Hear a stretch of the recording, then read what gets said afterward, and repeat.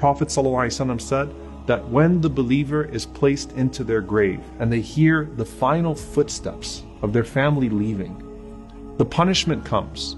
And as the punishment comes from above, your prayer stands up and it puts its hand up and says, "Ma qibali madkhal." You will not pass through me. So the prayer guards your head. And then the punishment comes to you from your right side. And the Prophet ﷺ said, your siyam, your fasting rises and stands guard and says, "Ma qibali madkhal." You will not pass through me. And then to his left, his zakah stands and says, "Ma qibali madkhal." You will not pass through me.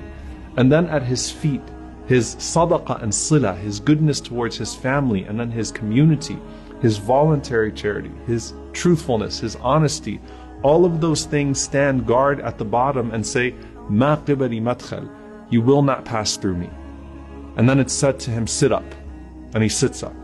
The Prophet ﷺ said that the sun is made to appear to him as if it's about to set. Yani it's almost Maghrib. It's about to be Maghrib. So the believer is accustomed to what? You're accustomed to salah, you're accustomed to prayer.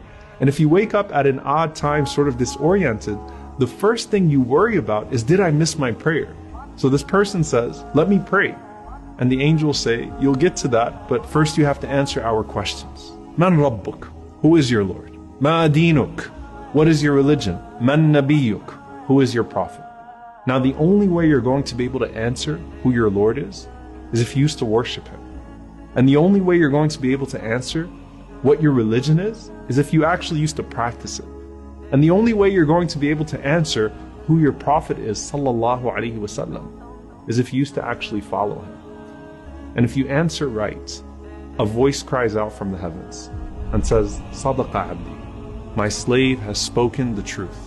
And subhanAllah, in one hadith, the Prophet ﷺ said that those two angels that were first frightening, they say to you after you answer the questions correctly, "Kunna na'lamu annaka taqulu hadha." You know, we knew you were going to say that.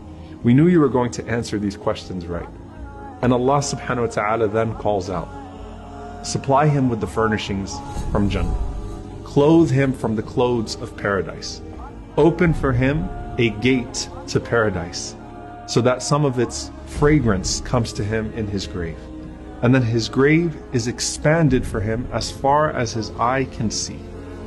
And then at that point, you are laying in the clothes of Jannah, with a window to Jannah. And everything starts to feel like Jannah, starts to feel like paradise.